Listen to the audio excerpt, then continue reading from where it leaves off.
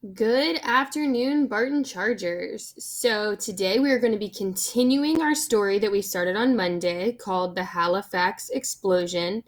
And if you guys remember, the standard that we're focusing on is I can ask and answer questions by referring to the text. So, remember what I said on Monday.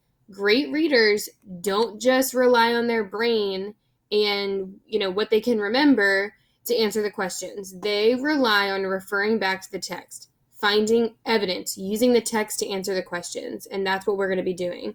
So I'm just going to give a quick summary of what happened when we read on Monday. There was a boy named Noble, and he woke up and thought he was the last person alive.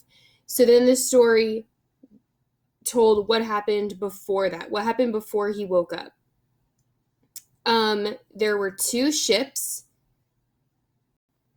and they were carrying supplies and carrying a lot of things, and one ship was loaded with dangerous chemicals. In the morning, the two ships crashed into each other and caused the ships to burst into flames. So the pilot was not sure what to do. He knew that the chemicals and the fire was going to cause the ships to blow up. So the only option was to get off the boat or to stay on the boat and die. So we're going to start reading from this heading right here, ripped to pieces. And I want you guys to remember the question that I set at the very beginning. The question was, what was the Halifax explosion? And how did it happen? Why did it happen? So we already know how it happened. We have a fire starting right now. We have two ships crashing into each other. We already know how it happened. But let's find out more about what happened afterwards. Okay, ripped to pieces. Mackie and the Mont Blanc crew jumped into lifeboats. They rowed towards shore. Mackie waved and shouted at the other ships. He was trying to warn them of the danger, but no one seemed to notice. Back at Noble's house, Noble saw flames from the Mont Blanc flicking towards the sky. Because if you guys remember, it said that Noble liked to watch all the boats. So he was watching the boats in the harbor, and that's how he was able to see all the flames from the boats. He walked to the harbor for a better look. The Mont Blanc was now floating towards Noble's neighborhood. And at about 9 a.m., the ship exploded. So here we have, I'm going to go ahead and highlight that, because this is called the Halifax explosion. So this is obviously an important detail. This is when it happened. The ship exploded. It was ripped to pieces. The explosion likely reached 9,000 degrees. That's more than 4 times hotter than lava. People could feel the ground shake 250 miles away. In Dartmouth and Halifax, ships flipped over. Trains flew off of rails. Factories collapsed. And when something collapses, it means it falls down. Doors flew off the houses. Trees snapped in two. Windows shattered. Shattered means to break apart in a bunch of tiny pieces. Glass shot through the air. So we have a lot of effects. So all of these things, trains flew off rails, factories collapsed, doors fell off houses, trees snapped in two, windows shattered. All of these are the effects of the explosion. And the explosion was caused by the two ships crashing into each other. So we have a lot of cause and effects relationships going on. It's a key text structure here. The shock wave lifted Noble into the air. He landed near his school. He became unconscious. When you become unconscious, you're not awake because of some sort of injury that you have. So it's sort of like passing out. I want us to take a look at, I'm going to zoom us in, at this photo right here. This says before. This is what Halifax looked like before the explosion. It says along the waterfront. Left, Halifax before the explosion. Many houses were made of wood, which caught fire after the explosion toppled kitchen stoves.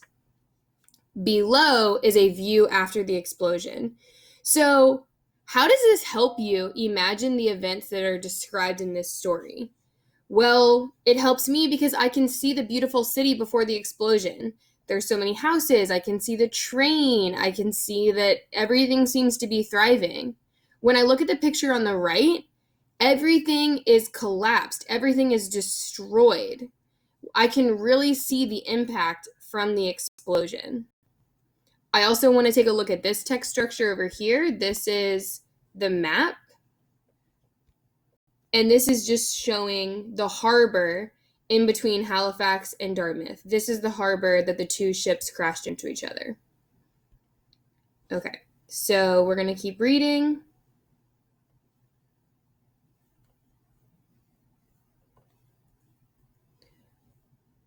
It says, for about 10 minutes, the sky seemed to open up. Black rain fell. It was a mix of burned benzol, melted metal, and other debris. Debris are pieces that are left after something has been destroyed. So if you've ever seen like a hurricane, afterwards there's a lot of debris on the roads.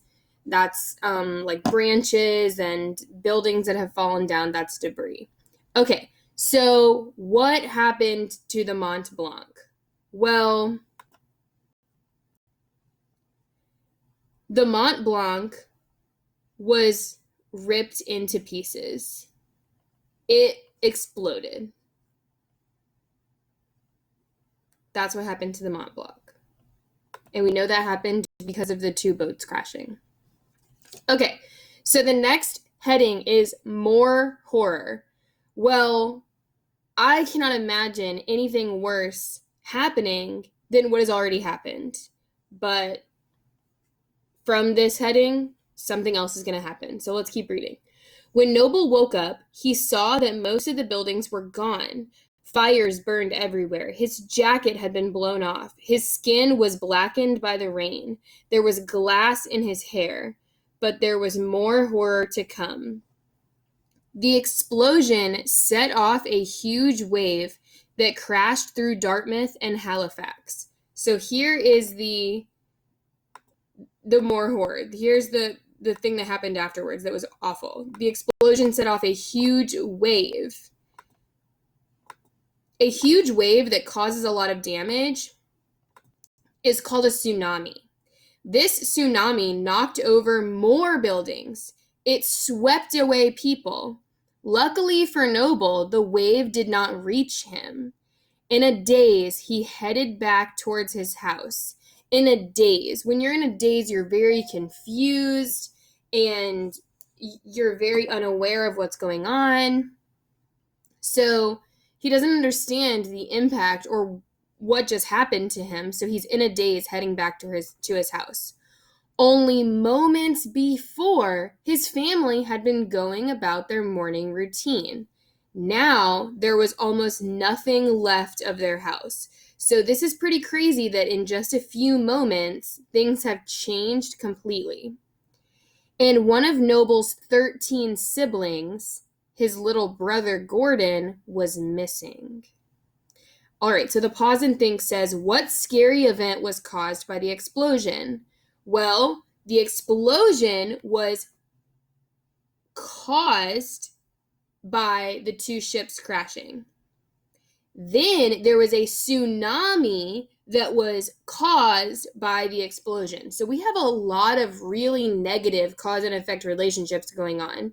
One thing after another is causing just more and more bad things to happen. So what scary event was caused by the explosion? The tsunami was caused by the explosion. The explosion was caused by the two ships crashing, but the tsunami was caused by the explosion. Okay, looking for answers. The explosion of the Mont Blanc was one of the most powerful in history. Thousands of people had lost their homes and jobs. About 2,000 people had died. At least 9,000 have been injured.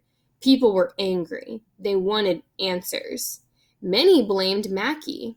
Remember, Mackey was the captain of one of the ships that crashed into the other one. He was even sent to jail. He later returned to sea, but no one trusted him. Experts now say the accident was not his fault. Accident. I like that word. That's going to be our secret word of the day. The secret word of the day is accident. Today, so this is showing a sequence of events because now this is showing what's going on now. Halifax is a popular, busy city, but the explosion is still an important part of its history. Mention it to nearly anyone, and he or she can probably tell you about a relative who lived through it. As for Noble, sadly, his brother Gordon was never found. The Driscolls went on as best as they could. They lived for a while in a nearby town. They welcomed a new baby in 1919. That same year, they returned to Halifax. By then, World War I had ended. People everywhere, including the Driscolls, were ready to rebuild their lives. Okay, so how did this explosion affect Noble and his family?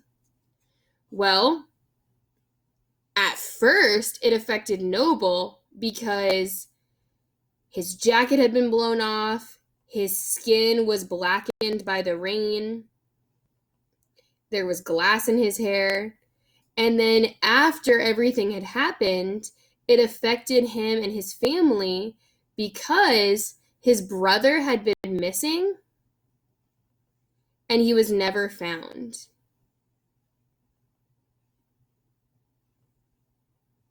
They ended up moving away also. That is definitely an effect from all of this as well. Okay. Noble grew up and got married. He managed a store. He lived in a house near the childhood home he lost in the explosion. In that neighborhood today, so again, we're showing what life is like today as well as what it was like back then. In that neighborhood today, there is a bell tower. It's at the top of a hill overlooking the harbor. Each December 6th, the bells ring to remind everyone of the day the sky shattered. So our question is, what is Halifax like today? Well, it says today, Halifax is a popular, busy city. But people do still remember the explosion. Mention it to nearly anyone, and he or she can probably tell you about a relative who lived through it.